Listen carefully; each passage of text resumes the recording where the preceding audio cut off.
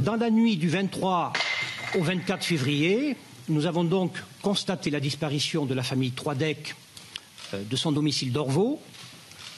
4 personnes, les parents, 2 enfants, Charlotte âgée de 18 ans et Sébastien âgé de 20 ans. Dans la nuit du 23 au 24, des premières constatations sont réalisées qui permettent de découvrir et de mettre en évidence des traces de sang dans la maison, ce qui nous amène au parquet de Nantes à saisir dès le vendredi matin les services du service régional de police judiciaire de Rennes et l'antenne nantaise qui se positionne tout de suite et qui se transporte sur les lieux.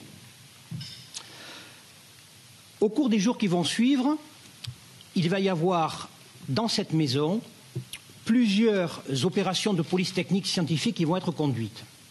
Dans la nuit du 23 au 24 février, comme je vous l'ai indiqué, dans la journée du 26 février, c'est la journée du dimanche, où les enquêteurs vont à nouveau réaliser des opérations de police technique et scientifique.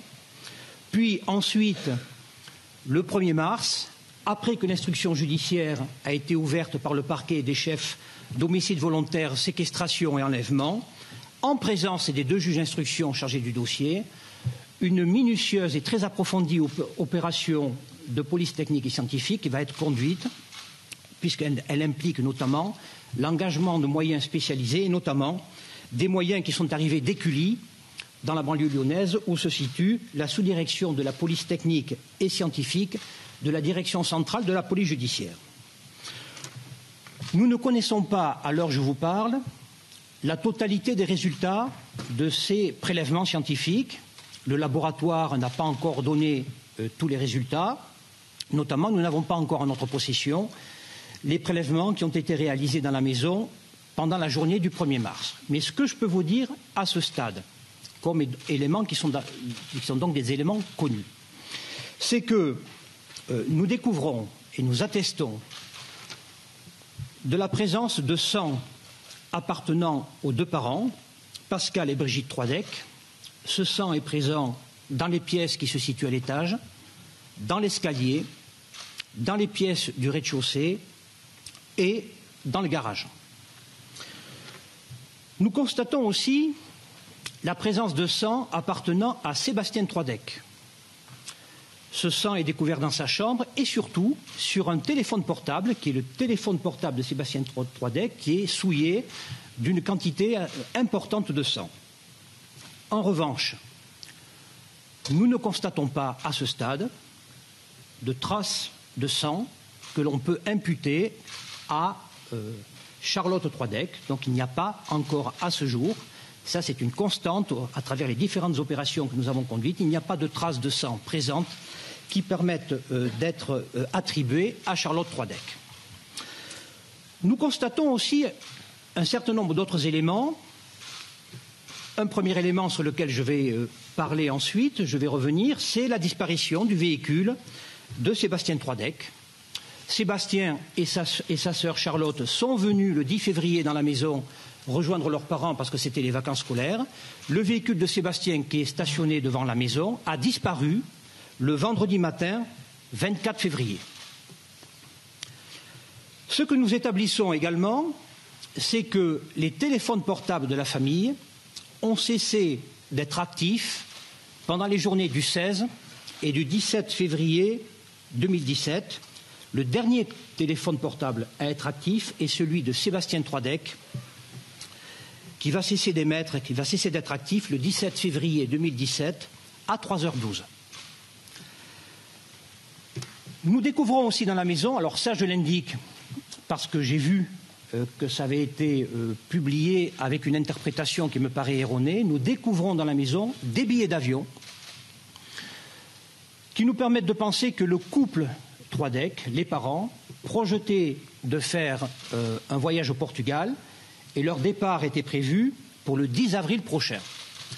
Donc l'idée que les parents auraient pu s'absenter sur la période récente pour aller au Portugal ne me paraît pas une idée que je suis susceptible d'être confirmée, mais j'indique ce point-là pour préciser des imperfections, des incertitudes que j'ai constatées dans la presse.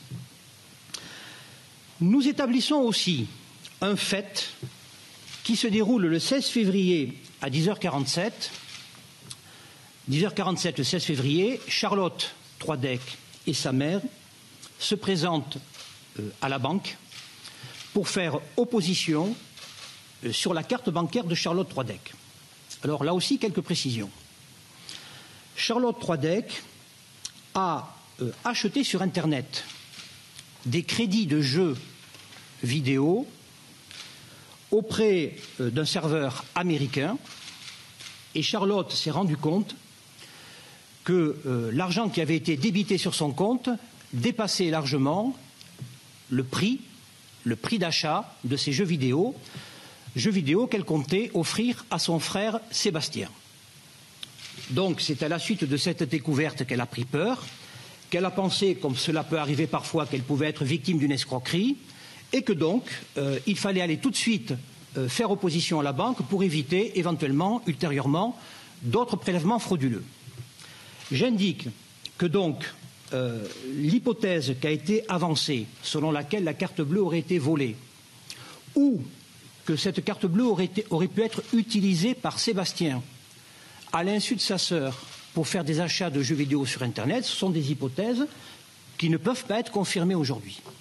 En fait, Sébastien n'a strictement rien à voir dans le fait que sa sœur est venue faire opposition sur les paiements carte bleue.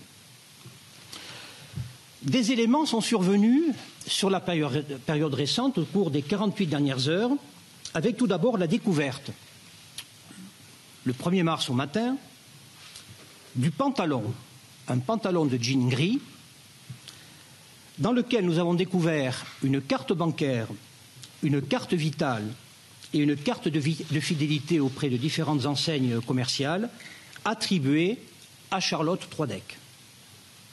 Cette découverte a été faite dans le Finistère à Dirinon et toutes les recherches importantes qui ont été engagées pour tenter de retrouver des éléments susceptibles d'intéresser l'enquête n'ont pas été confirmées. On pensait que peut-être nous aurions pu trouver par exemple des corps appartenant aux victimes, mais cela n'a pas été le cas. Ces recherches ont été infructueuses.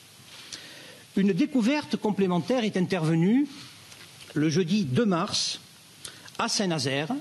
Nous avons découvert le véhicule Peugeot 308 gris appartenant à Sébastien Troidec, qui est ce véhicule qui avait disparu le 24 février au matin et qui était stationné jusqu'au 24 février au matin devant la maison du domicile familial à Orvaux. Ce véhicule, personne ne peut dire depuis combien de temps il était stationné à cet endroit. Il y a des témoignages qui nous donnent quelques repères dans le temps, mais ces témoignages sont contradictoires. Ce véhicule, il a été immédiatement extrait de la voie publique pour être remisé dans un lieu sécurisé et il a donné lieu à de très importantes investigations en matière de police technique et scientifique pour faire parler ce véhicule, comme l'on dit. Et les résultats de ces investigations, les laboratoires qui doivent nous donner le résultat de ces prélèvements, sont des résultats que nous n'avons pas encore en notre possession. Nous les aurons dans les jours prochains, mais c'est un très long travail, méticuleux et complexe, qui va prendre plusieurs jours.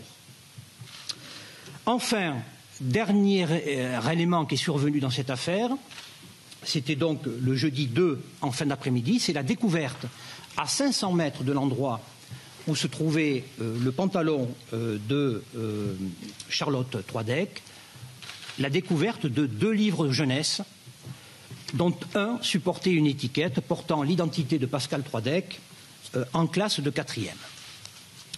Voilà à ce stade, si vous voulez, de l'enquête au moment où je vous parle, voilà les éléments objectifs qui sont aujourd'hui en possession des enquêteurs et qui sont des éléments incontestables.